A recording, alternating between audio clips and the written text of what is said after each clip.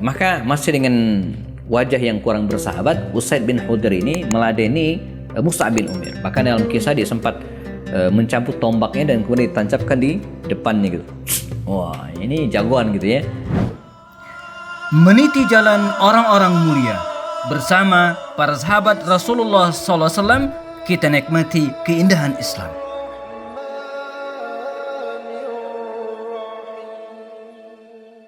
Assalamualaikum warahmatullahi wabarakatuh. Alhamdulillah, assalatu wassalamu ala rasulillah wa ala alihi wa sahbihi wa mulabadu. Kebaikan itu ada pintunya, dan pintu kebaikan yang akan kita bahas hari ini adalah Usaid bin Hudayr, seorang sahabat terkemuka Rasulullah dari kalangan Al-Ansar. Bagaimana kisahnya? Sebelum baginda Rasul hijrah dari Makkah ke Madinah Al-Munawwarah, salah satu hal penting yang dilakukan beliau adalah menyiapkan personal, baik yang akan berangkat bersama dengan beliau ke Madinah ataupun personalnya akan menerima kehadiran beliau di Madinah Al-Munawwarah. Karena itu kalau kita baca sejarah, kita kira-kira 3 tahun sebelum hijrah ada beberapa peristiwa penting. Di antaranya adalah Bai'atul Aqabah, di mana 6 orang lalu kemudian 12 orang Ansar datang menghadap baginda Rasul dan kemudian membaiat beliau, yang kita kenal dengan Bai'atul Aqabat al-Ula, Bai'at Aqabah yang pertama. 12 orang ini lalu kemudian balik lagi setelah masuk Islam, membaiat Rasulullah. Mereka kembali lagi ke Madinah Al-Munawwarah. Nabi menyertakan bersama dengan mereka ini Mus'ab bin Umair, seorang sahabat terkemuka dari kabilah Bani Abdar yang punya tampan, rupawan, good looking, yang punya aroma, parfum khusus, di mana orang tak perlu lihat wajahnya, dari aromanya orang tahu bahwa itu adalah Mus'ab. Seorang pemuda yang pandai berkomunikasi, bergaul dengan siapapun. Berangkatlah Mus'ab bin Umair ini menyertai 12 sahabat Ansar, pemuda-pemuda Madinah, ke Yathrib, ke Madinah Al-Munawwarah. Mus'ab tinggal di rumah As'ad bin Zararah, seorang pemuda yang juga membaiat Rasulullah sebelumnya. Nah, ketika berada di Madinah inilah kemudian Mus'ab bergaul dengan banyak kalangan, dan awalnya kehadiran Mus'ab di Madinah ini dicurigai, apalagi waktu itu Madinah sedang dilanda konflik. Mereka berperang melawan teman mereka sendiri, beda kabilah Aus dan Khazraj, saling berperang. Di antara orang yang curiga atas kehadiran Mus'ab di Madinah adalah tokoh yang akan kita bicarakan hari ini, Usaid bin Hudayr. Kata dia, "Ya Mus'ab, untuk apa Anda datang ke kota kami, ke negeri kami?" Jadi dia mengira kehadiran Mus'ab ini akan membuat masalah sebagai orang baru, dan berbagai ungkapan yang lainnya. As'ad bin Zararah yang sudah muslim berbisik kepada Mus'ab bin Umair bahwa yang barusan mengajak berbicara itu adalah tokoh anak muda yang dikagumi, disegani. Jadi kalau bahasa hari ini, hadapi dengan tenang, jangan macam-macam, pokoknya semaksimal mungkin diladi dengan baik. Kata Mus'ab bin Umair begini, kalau Anda bersedia, duduklah sebentar. Nah, jadi kalau bahasa saya ngebayangin kondisi itu hari ini, jadi ada orang marah-marah karena kehadiran Mus'ab ini, kata Mus'ab, santai bro, gitu kan, kira santai, kita ngopi-ngopi dulu, seperti di sini boleh juga aja ngopi, di Al-Ittihad Coffee Shop, nih ruangannya luar biasa. Ngopi-ngopi dulu kira-kira, kalau engkau mau, kata, engkau tertarik dengan dakwah saya, dengan apa yang saya bawa, in qabilta, ambil silakan. Tapi kalau kau enggak mau, ya tinggalkan, kafafna angka. Jadi maka masih dengan wajah yang kurang bersahabat, Usaid bin Hudayr ini meladeni Mus'ab bin Umair. Bahkan dalam kisah dia sempat mencabut tombaknya dan kemudian ditancapkan di depannya gitu. Wah, ini jagoan gitu ya. Dan memang dia jagoan. Bapaknya itu Hudayr itu jagoan perang. Walaupun nggak sempat masuk Islam barangkali karena keburu meninggal dunia ketika perang Bu'as sebelumnya. Jadi bapaknya itu jagoan perang, ahli dalam memanah, ahli dalam mainkan senjata tajam dan seterusnya. Jadi tombak ditancapkan di depan Mus'ab. Mus'ab sebagai dai yang luar biasa, walaupun usianya masih muda, dia masih bisa sangat-sangat bisa menahan diri. Dan inilah kecerdasan Rasulullah dalam memilih para sahabatnya. Yang dipilih bukan Umar gitu kan, yang dipilih bukan Bilal bin Rabah, yang dipilih bukan yang lain, tapi dipilih Mus'ab bin Umair yang punya karakter seperti ini, anak orang kaya yang penyabar, pakaian necis bagus ya. Maka Ustadz Da'i itu ya emang layaknya good looking, menarik ya. Jadi ngelihatnya itu enak ya.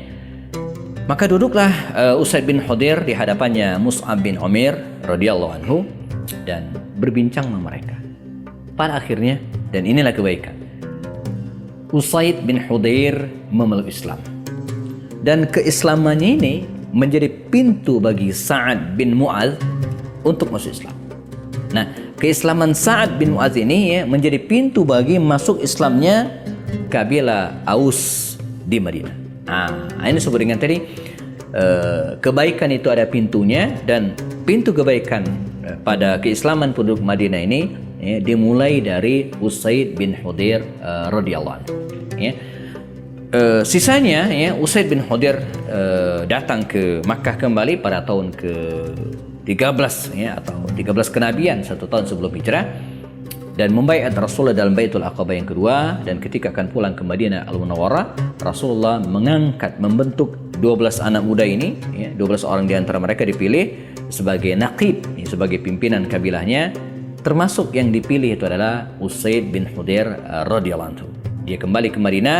Setahun berikutnya Rasulullah dan para sahabat hijrah ke Madinah dan bergabung dengan Usaid bin Hudair dan kawan-kawan. Nah, ketika berada di Madinah, dia pun menyertai Rasulullah hampir semua peristiwa. Dia tidak pernah absen. Ya. Ini juga pelajaran bagi kita teman sekalian ya. Jangan hanya cukup menjadi penonton dalam sebuah proyek kebaikan. Jadilah pemain. Ya. Sebab kalau penonton, saya ulang-ulang, dia nggak akan pernah menang. Penonton itu walaupun tepuk tangannya kenceng gitu ya, teriakannya wah ya menggema ya, tapi ketika permainan selesai, sudah dia penonton, nggak ada apa-apa, dia nggak akan menang. Penonton, kalau Anda jadi penonton nggak akan menang, nggak ada apa-apa. Tapi kalau jadi pemain, walaupun cuman berdiri doang di depan gawang dan nggak pernah nendang karena bolanya nggak pernah datang, tapi ketika permainan selesai Anda menang. Maka jadilah pemain, jangan jadi penonton. Apalagi cuma jadi pengamat, udah nggak ada apa-apa, ngamatin doang gitu ya. Usaid bin Hudair tidak mau jadi penonton, apalagi sekedar jadi pengamat. Dia ikut main, semua peristiwa besar dia ikut serta, tidak pernah ketinggalan sampai kemudian Nabi meninggal dunia. Ada satu peristiwa penting yang dia tidak ikut, perang Badar. Mengapa Usaid bin Hudair tidak ikut perang Badar? Ini akan kita bahas pada sesi berikutnya. Tetap bersama kami, akan kembali setelah yang satu ini. Bersama kami belajar Sirah Nabawiyah untuk memahami sejarah hidup Rasulullah SAW dan para sahabat melalui video-video pendek, diskusi dengan para tokoh dan pakar lewat program Kelas Kupas lewat obrolan santai. Apapun masalahnya, dikupas dengan cara yang santai dan penuh keakraban. Bersama kami juga menelaah kitab-kitab induk dan referensi terpercaya, menelisik hikmah, merangkai makna, lalu menuangkannya dalam karya tulis. Usaid bin Hudair radhiyallahu anhu. Ini tamu kita hari ini. Kita sudah bahas siapa Usaid, bagaimana keislamannya, dan bagaimana keikutsertaannya bersama Rasul SAW. Mengapa dia tidak ikut perang Badar? Padahal ini adalah peristiwa bersejarah pertama. Bukankah dia sudah masuk Islam? Kalau umumnya mengapa dia tidak masuk Islam ya, maka jawabannya biasanya dia belum masuk Islam. Ini dia udah masuk Islam. Karena keislamannya itu sebelum Rasulullah hijrah ke Madinah, dia udah masuk Islam. Nah, mengapa tidak ikut perang Badar? Karena ketika Rasulullah berangkat meninggalkan Madinah untuk memberangkatkan pasukan kecilnya 313 orang waktu itu, dia mengira ini bukan perang. Dia mengira ini adalah perjalanan biasa untuk mencegat kafilah dagang Quraisy. Dia merasa bahwa ini bukan perang. Kalau dia tahu bahwa akan terjadi peperangan, tidak mungkin dia nggak ikut. Itu diantara alasan mengapa Usaid bin Hudair ini tidak ada namanya di veteran perang Badar. Namun demikian ini tidak kemudian menyebabkan namanya tercela dan kemudian kebaikannya hilang, enggak. Toh yang ikut perang Badar juga memang tidak semua sahabat Nabi gitu ya. Hanya terbatas 313 orang dengan motif masing-masing ya. Namun pada peristiwa-peristiwa lainnya sekali lagi dia tidak pernah absen. Perang Uhud, Khandaq, Khaybar, khususnya sampai Nabi wafat meninggal dunia, Usaid bin Hudr ini tetap mendampingi para sahabat. Ada beberapa keistimewaan dari Usaid bin Hudr ini kalau kita lihat sejarahnya. Usaid bin Hudr ini teman-teman sekalian pemilik suara indah. Dia pernah baca Quran. Baca Quran sampai hewan-hewan pun, kuda gitu kan, terdiam gitu ya, dan kemudian kalau bahasa manusia itu tercengang, cuman kalau kuda gimana tercengangnya gitu ya, menikmati ya. Jadi dalam riwayat juga disebutkan ketika Usaid bin Hudr ini membaca Quran lalu kemudian dia melihat ya, wajahnya menengadakan wajahnya ke langit gitu kan, dia melihat sesuatu seperti awan yang bercahaya begitu ya, dengan lampu-lampu yang mengarah kepada dirinya. Ketika hal itu ditanyakan kepada Rasulullah, apa kata Rasulullah? Ini saya bacakan teks hadisnya. Kata Rasulullah, itu adalah para malaikat. Ya, dia baca Quran, kemudian dia melihat ke atas ada awan yang seperti bercahaya mengarah ke dirinya. Kata Rasul, itu adalah para malaikat. Mereka mendekat untuk mendengarkan suara bacaanmu. Insyaallah ya. Malaikat pun ikut mendengar tilawahnya. Seandainya engkau terus membaca, maka niscaya orang-orang akan melihat mereka di pagi hari. Artinya sampai pagi hari. Dia baca malam hari mungkin maksudnya sampai pagi hari. Nah, jadi malaikat pun ikut menyimak tilawah dari Usaid bin Hudr. Artinya apa? Ya, kalau bacaan Qurannya jelek ya nggak mungkin. Ya, kalau suaranya nggak bagus, ya kita aja nggak suka dengarnya. Ini kalau malaikat mau dengar, artinya secara kualitas bacaannya bagus, suaranya juga bagus. Nah, ini kelebihan pertama dari beliau ya, punya bacaan yang bagus. Yang kedua, Usaid bin Hudr ini juga teman sekalian disebutkan dalam hadis ya, termasuk orang yang terbaik. Ya. Rasul pernah menyebutkan 3 orang yang terbaik. Ni'mar rajulu Abu Bakar. Sebaik-baik laki-laki adalah Abu Bakar. Wa ni'mar rajulu Umar. Sebaik-baik laki-laki adalah Umar. Wa ni'mar rajulu Abu Ubaidah. Ya. Ni'mar rajulu Abu Ubaidah. Dan terakhir wa ni'mar rajulu Usaid ibn Hudr. Nah, jadi Nabi mengelompokkan Usaid bin Hudr ini pada orang-orang terbaik, Abu Bakar, Umar dan Abu Ubaidah ibn Jarrah. Ya. Karomah Usaid bin Hudr. Jadi ada karomah itu teman-teman sekalian, kalau bagi para nabi itu mukjizat. Ya. Kalau karomah itu untuk manusia biasa yang dialami oleh manusia biasa dan merupakan kejadian yang tidak biasa. Ya. Tidak bisa diulang gitu ya. Jadi bedanya karomah itu dia nggak bisa diminta. Ya, kecuali sihir, kalau sihir bisa dibikin gitu ya. Tapi kalau karomah, ya dia datang sendiri dengan izin Allah SWT. Bagaimana kisahnya? Suatu malam Usaid bin Hudr dan Abbad bin Bishr ya, berbincang bersama Rasul tentang sesuatu keperluan. Ya. Dan ketika mereka bangkit pergi, maksudnya keluar, maka bercahayalah tongkat dari salah seorang di antara mereka hingga menerangi jalan. Dan ketika jalan memisahkan mereka, bercahayalah tongkat masing-masing dari mereka hingga menerangi. Jadi seolah-olah di ujung tongkat keduanya itu ada senternya gitu kan. Dan ini zaman dulu teman-teman sekalian ya. Jadi kalau sekarang ada keris yang bisa memancarkan petir gitu ya, wah itu bisa dibikin ya dengan listrik. Ya tinggal dipasang sedemikian rupa, ada baterainya, ntar kalau lowbat tinggal dicas gitu ya. Hari ini, tapi dulu kan nggak ada tongkat yang ada listrik, nggak ada, dan menerangi jalan. Maka ketika menyebutkan hal ini ya, ulama menyebut ini bagian dari karamah ya, sesuatu yang lebih yang diberikan oleh Allah kepada seorang hamba gitu kan untuk membantu dirinya. Jadi ini karamah, nggak bisa diulang. Jadi kalau dia pengen lagi mungkin nggak bisa. Ini disebut dengan karamah. Usaid bin Hudr juga teman sekalian diberikan oleh Allah Subhanahu wa taala usia yang panjang sampai Rasul meninggal dia masih hidup. Abu Bakar As-Siddiq wafat dia masih hidup. Nah, pada masa Sayyidina Umar Al-Khattab di tahun sekitar 20 Hijriah. Umar kan memerintah dari tahun 13 sampai 23. Di tahun 20 Hijriah ya, dia meninggal dunia. Ya, meninggal dunia dan setelah sebelumnya sempat mendukung Abu Bakar Siddiq sebagai khalifah, mendukung Umar sebagai khalifah. di tahun ke-20 Hijriah dia meninggal dunia. Ada hal yang menarik untuk dikisahkan pada saat ketika dia meninggal dunia. Ternyata hidupnya sangat sederhana. Hidupnya sangat sederhana. Bahkan sampai ketika dia meninggal dunia, dia meninggalkan utang. Ya, tapi ingat, dia punya aset. Nah, ini pelajaran bagi kita teman sekalian ya.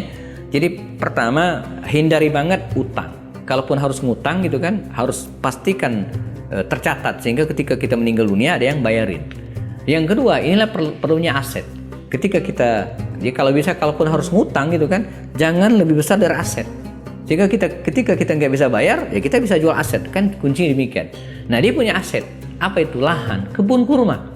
Nah, jadi tidak begitu merepotkan bagi ahli warisnya. Ya. Maka untuk melunasi utangnya ini, ya, ahli waris dari Usaid bin Hudayr ini berniat menjual kebun ini agar bisa melunasi utangnya. Ya. Kalau nggak salah waktu itu utangnya dicatat oleh sejarah ya 4.000 dirham. Ya, utangnya 4.000 dirham. Ya, kalau jual tanah itu cukuplah. Ya, untuk membayar, bahkan mungkin berlebih. Nah, tapi Umar bin Khattab melihat bahwa tanah ini kalau bisa jangan sampai terjual. Maksudnya utang tetap terbayar, ya, tapi aset Usaid bin Hudayr ini tidak hilang. Bagaimana caranya? Umar sendiri melakukan negosiasi ya, dengan yang punya piutang. Ya, tempat Usaid bin Hudayr ini berutang. Kata Umar, kalau bisa memungkinkan dicicil. Ya, dicicil 4 kali. Setiap tahun 1.000 dirham ya kan 4.000 utangnya. Jadi cicil 4 tahun. Nah, dari mana mereka bayar? Dari kebun ini. Ya, jadi dari aset kebun ini menghasilkan dijual.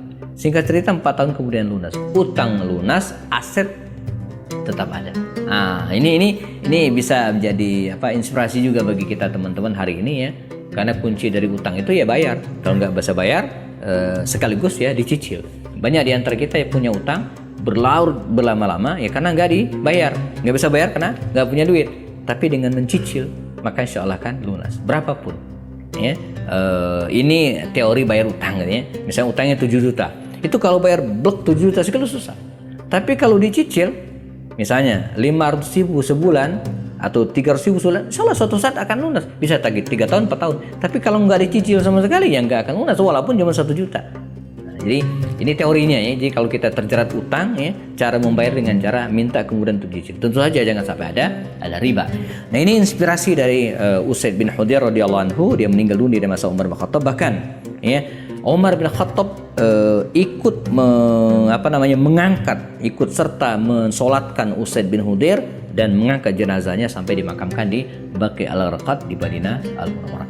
Semoga kita bisa meneladani sosok Usaid bin Hudayr yang merupakan pintu kebaikan ya untuk penduduk kota Madinah dalam hal keislaman mereka. Jazakumullah khairan. Assalamualaikum warahmatullahi wabarakatuh.